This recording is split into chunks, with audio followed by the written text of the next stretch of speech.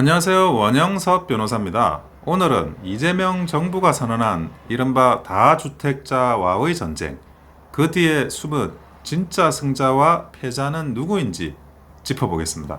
표면적으로는 다주택자와 싸우겠다고 하지만 정작 임대차 시장 불안과 전세대란은 더 심해지는 모양새입니다.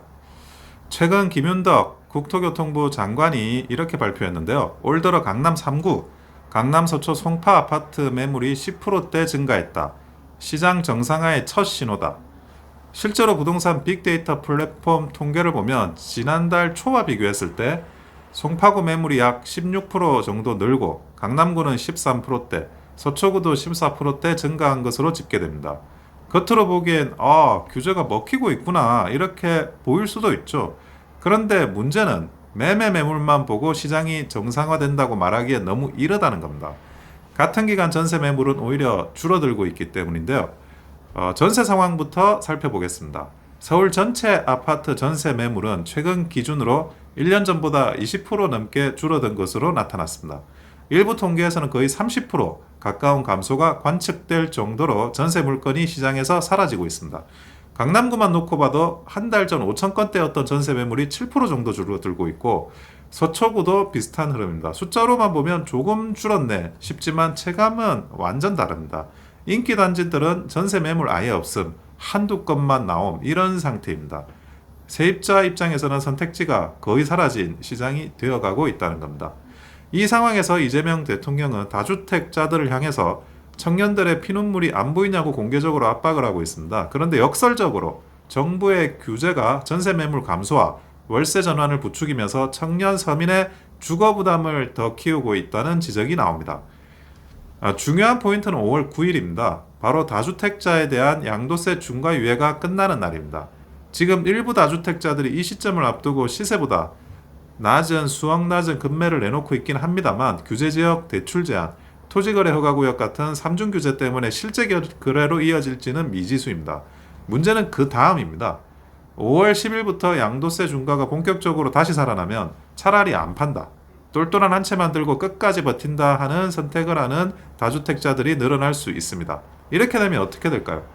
매물 잠김, 즉 매물의 절벽과 전세 매물 감소라는 이중 압박이 올 수 있다는 겁니다. 특히 다주택자 입장에서 부담이 커지면 더 이상 전세를 내놓기보다 월세로 돌려 세금을 세입자에게 전가하는 방향으로 움직이게 됩니다. 이게 바로 우리가 익숙하게 듣는 말 전세의 월세화입니다. 전세 매물이 줄어드는 이유는 단순히 세금 때문만은 아닙니다. 첫째, 실거주 의무 강화와 대출 규제로 갭 투자가 막히고 매매 수요가 전세로 몰렸습니다. 둘째, 신규 입주 물량이 역대 최저 수준으로 떨어졌습니다.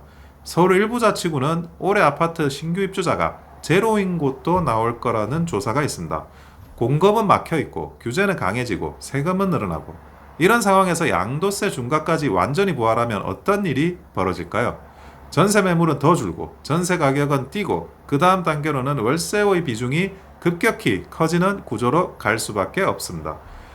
실제 연구 결과도 있습니다. 종합부동산세를 처음 도입에 강화했던 노무현 정부 때 서울 수도권 월세 가격이 약 20% 상승했고 종부세 양도세를 강하게 올렸던 문재인 정부 시기에는 월세가 30% 이상 급등한 것으로 나타납니다. 세금을 집주인에게만 때린 것 같지만 결국 월세라는 형태로 세입자에게 전가됐다는 해석이 나오는 이유입니다. 임대차 시장의 부작용은 불가피하리라고 보는 전문가들이 많아지고 있습니다.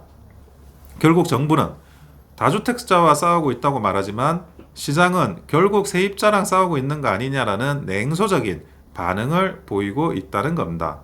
여러분들도 이 부분에 대해서 단순히 다주택자 때리기가 아닌 불이에 타격을 입는 임차인들이 있는 게 아닌지에 대한 깊은 이해가 필요할 때라고 보여집니다.